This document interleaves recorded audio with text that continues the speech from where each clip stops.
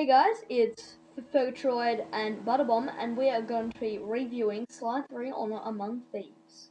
If you want to see the details of the game, look in the description. Gameplay. I thought the gameplay in this game was great. It was better than the first one, which sucked hell. And the second one was okay, but this one was a lot better because there was more roof running and more stealthy, which I liked. And yeah, it was just a lot more fun to play.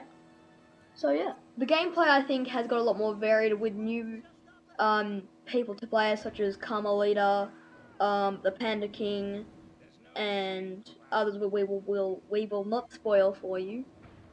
But so there is a great variety in the gameplay, which I think is quite refreshing. I'm going to give gameplay a 9.5. And I gave gameplay an 8. Graphics. I'm not a particularly big fan of the graphics in all three of these games. I don't really like the cartoony sort of graphics. And also the animations for things are just crap. There's no other word for it. So I don't really like it. I actually love the kind of hand-drawn, painted, and also computer-generated mixture and cell shading milkshake of this game. It's just so refreshing from other games nowadays, like Call of Duty, which have kind of realistic visuals, and this game's so bright and colorful, and just I think it's great. Yeah, I didn't really think that. I don't really like cartoony sort of things. I'm gonna give graphics an 8. I gave graphics a 5. Lasting appeal. My lasting appeal of this game is quite high because I do like stealthy sort of games where you have to go around and not be detected by anyone or you get busted, but that can be slightly annoying sometimes, but I really do like it, and I could play this game for a very long time because it's just so fantastic. The stealth is amazing. You can just do so many more things than you could in the first and second game. So my lasting appeal is 7. There are 30 clue bottles in each episode for you to collect, and then those clue bottles unlock a safe, which gives you a new ability or power up. So there's definitely something in here for people. I kind of got a few of the safes, but I didn't really think of taking every one because I just don't want to spend that much time. But saying that, I'm gonna give Lasting Appeal an 8.5. And as I said, I gave lasting appeal a 7. The sound in this game is very nice. It's definitely awesome. All the voice actors return except for Carmelita's, who always changes her voice actor. And I have really no problem with the music, which is quite memorable, and the sound effects, which remain cartoony. But I don't really like some of the newer villains' choice of voice actor. I just think some of them aren't very good. So I'm gonna hand this over to Dave. I'm gonna mainly talk about the music because it was just like a spy film, an action film, and all of the above just packed into one to make this amazing sound play going across all the game. It was great. As Fergus said, the voice actors returned. I don't like the new Carmelita's voice. It sounds stupid. But other than that, all the voice actors I thought were great.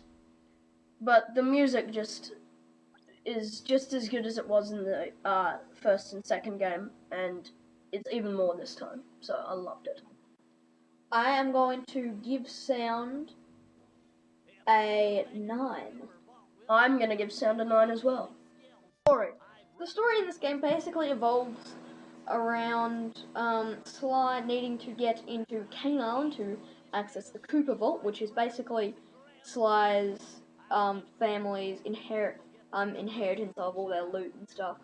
And Dr. M, the main villain in the game, has it got locked down, and basically Sly goes around the world trying to find a bunch of different thieves with different abilities and specialties, trying to, get into the Cooper Vault. as Fergus said, it's just the reason he needs all the spies and stuff and all the thieves is just so they can do things more easily. So they've got basically a thief army so they can get into the vault, which, as Fergus said, is his inheritance.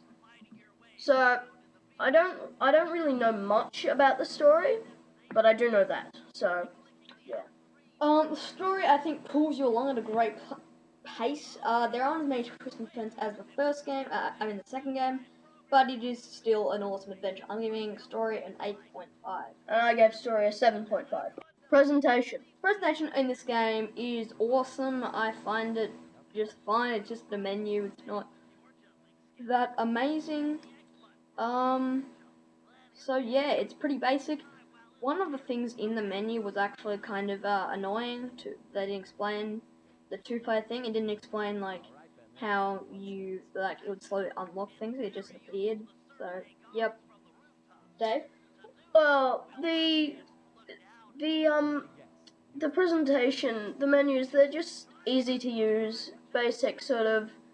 This is what this means. It's easy to use. It says it right there what you want to do. So I gave presentation a 7. And I gave presentation an 8. So Dave, final thoughts.